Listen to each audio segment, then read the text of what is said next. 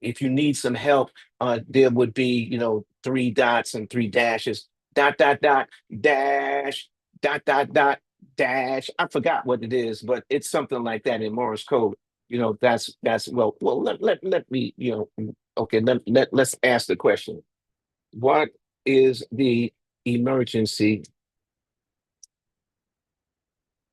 signal in Morse? Right. What is the international distress signal in Morse code?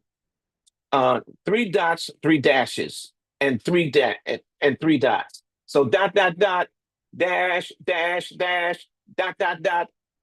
That was the signal for a signal, the distress signal in Morse code. Uh, and like I said, that's the international signal. That's the signal that was used all over the world. That if you was a ship at sea, if you was a person that was on an island, and like you had to send out a signal that let whoever knew that I'm in distress. Dot dot dot, dash dash dash, dot dot dot, dot dot dot, dash dash dash, dot dot dot. So that became an international signal to let people know that this was that's how Morse code, one of the great ideas that was done as far as Morse code was concerned, and it still exists today. They was able to send that through wire, which was way And that was through wires, but even today, I mean, if you're on an island and you just have a flashlight and you flick it on 3 times, dot dot dot, dash dash dash, dot dot dot. Whoever, if a plane is flying by and they see, the light going dot dot dot, dash dash dash, dot dot dot, they know that that's what it is. Or you stuck on an island and you put 3 rocks together, and then you put 3 logs together, and then you put 3 rocks together. They know that this is a signal, a distress signal. If they just see it, they see 3 rocks, they three sticks, and then they see 3 rocks. They see that, they know that this here is a signal that says I'm in distress. So I mean, they don't just have to see it one time, but if you would have to do like 2 or 3 of that design, dot dot dot, stick stick stick, rock rock rock, 2 or 3 times, and then they say, "Oh, this is not a mistake. This is a distress signal." that they actually did the communicating, and so they winded up making a code which was Morse code. It was dot dot dot dot dot dot dot dot dot dot dot dot dot dot dot dot, and so you had to understand what the Morse code was in order to get the message. Okay, so that's an advancement in the technology. That's an understanding the science. That is understanding Allah's creation. Amen. Basically, that's what I'm saying. So we move forward, and so we get up until this technological time where scientists and everybody technicians are always engineering. They're always studying, trying to figure out some of the sciences. And the science that they're creating today, I'm going to use the example of the GPS system. The GPS system. Okay, we're not going to go any further today because we only wanted to do as far as an hour of living in the upload life. But again, I think just to wrap up what we've been talking about, we wanted to kind of lay the foundation as far as our children having an understanding of the evolution of the human being from hunter-gatherer, being able to feed their family, to the agricultural idea of not only feeding their family, but being able to have so much produce that they were able to get from the field, that they were able to pick as much as they could, and then what they was able to do is sell it to make more money, to people who didn't have that amount of cotton, or who didn't have that amount of sweet potatoes, or who didn't have that amount of grapes. And what they was able to do, they was able to to hire people or to get people, sometime hire, in other words, they were slaves, especially in the beginning of America, it was a slavery type of thing. But to get them to do all the picking and everything so that they could, because the product that they were harvesting was so much that they had to have help from it. And then they got it and they were able to sell it to other people so that they could make money. And that's how that actually went down. And that's the same process that basically goes on today. I don't want to call it slavery, but that's the idea. The idea is that you have to, have people sometime to help you when you're able to, harvest and generate a lot. And then from that, you got the cotton machine, where the cotton machine, we now move into manufacturing, where the cotton machine was able now to pick the cotton, or other machines were able to pick the grapes, or able to pick the other stuff, and they would have machines that was able to do it. So the machines, this was the industrial revolution, where the machines now were able to do this and do it quicker than the being picked by hand. And then from there, then you went to then from there you start to go into the other the discovery of things that cannot be seen with the human eye, and that is the elevation of technology, where they called it the electrical generation. They call it something else, but they discovered the electricity. That's what it is. And then they gave it a name, and then they patented it. And when they patented electricity, the whole idea of the patent was to say, well, with Morris, who made the Morse code, he patented the idea that he made this machine called the Morse, the magnetic machine, and he patented it, saying, I'm the one that made it, and this is how I'm going to use it. And if you use it like this, then you have to pay me money. And then there's Alexander Graham Bell, who made it, whereas he made it for the telephone. And when he made it for the telephone, he patented it. And he patented it, said, I'm the one who's going to use electricity, and I'm going to use it to make a telephone. And then you had Thomas Edison, who says, I'm the one who's going to use electricity to make a light bulb. And so that's where you get Con Edison is concerned, from the Thomas Edison, who's able to give electricity for your house, etc. And so but it's important for our children to understand this evolution, and to be able to explain it to them so that they have a whole process. But the most important point that our children should understand is that it's the creator of the heavens and the earth that created all this, that the human being was able to take advantage of, that the human being takes advantage of the discoveries that are in God's creation. And sometimes it's not giving the creator of the heavens and the earth the credit for it, but he just takes it and utilizes it for himself. And that our children should recognize that, they are going to have the capabilities of doing that too. But, like, it's just important for our children to understand that it's the creator of the heavens and the earth, the one who created everything, that should get the credit. And so that being said, I think that, I got a couple of minutes. And so if anybody wanted to have a question or comment, then, please, your microphone is open and you can make your question or comment. And if not, what I would like to do is I'd like to tell you that to invite you to listen to A New Day for Al Islam Community Radio today at 10 a.m. and call the telephone number 971-379-9162 and join Ibn Yaqub Islam and Khalil Ziyad with Reviving the Quran and Sunnah. And so to invite you that tomorrow I'll be doing a show right here on American Muslim 360 called Stories of the Lives of the Prophets, where we will be talking about, be concluding the whole idea that we've been talking about as far as Prophet Adam. And the question becomes, why is it that Adam is considered a prophet, especially the first prophet, and why that idea is important? Why was he considered the first prophet? And so we're going to conclude on Adam tomorrow. And so with that, I'd like to, I'm going to end it with this jingle.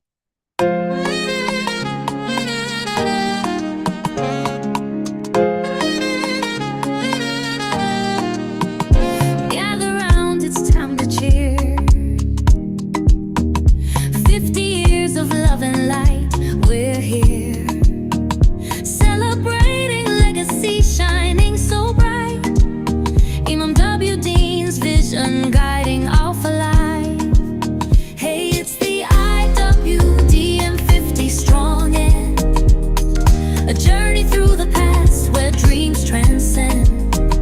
From his wisdom we rise, we thrive, honoring the legacy, keeping hope alive. 3 days of joy, a multi-generational call. New leaders emerging, we're growing tall. From community life to human excellence, together we strive to magnify this great existence. Hey, it's the IWDM 50 strong and a journey through the past where dreams transcend. From his wisdom we rise and we thrive, honoring the legacy, keeping hope alive. A cultural extravaganza, performers on stage. Come celebrate our story, help us turn the page. With every heartbeat, we work and play. In the spirit of unity, we chart our way. Hey, it's the IWDM 50 strong and a journey through the past where dreams transcend. From his wisdom we rise and we thrive, honoring the legacy, keeping hope alive. So let's raise our production and let the world know Imam W. Dean's leadership will forever glow. Together we celebrate